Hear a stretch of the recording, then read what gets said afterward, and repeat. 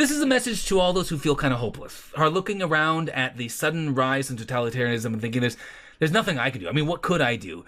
People are too complacent anyway. I mean, if we decided to create a movement, people are too caught up in their video games and movies and their various streams to do anything about it. And if they're not that, then they probably have nothing. They're probably at the very bottom, the margins, they're at risk. How can we expect people who have nothing to suddenly agree to stand up and create a social movement when they've got no time or energy to do that? Well, I'm not going to give you a message of hope. I think hope can be a little untethered. I'm going to give you a reality check.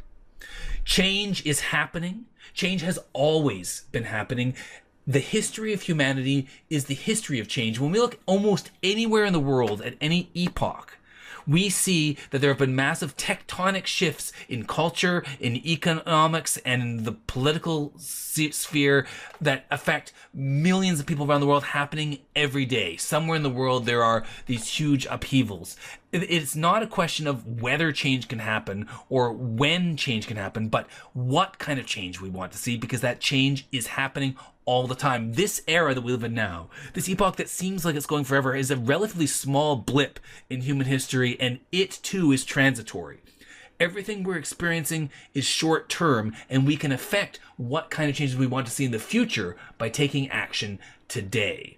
In fact, it's not been the fact that people at the bottom don't take action. When you look at the history of social movements, you find slaves, you find peasants, you find people who have nothing working together to create massive upheavals, massive upsets in the social order. And it's even been people in the middle classes, students, even aristocrats who have assisted or worked with those people to create huge protest movements that changed history. There is no wrong place from which to create social change. These people didn't have to be activists all the time, and neither do you. You can still enjoy your video games, enjoy your streams, but spend some of your time agitating for political and economic change. You can contribute or donate money to a political movement. You can, instead, you could also take action. You could join a union or do a wildcat strike or join political protests. Talking with people in a Discord server might help you organize some sort of action that could actually help move the tide or change what type of direction the change is taking. Because the question isn't whether we want change or whether change can happen. Change is happening and it will always happen. It's up to you to decide what kind of change you want to see in the world. Because if you don't do anything about it, the change is going to happen. But you might not be as happy with the results.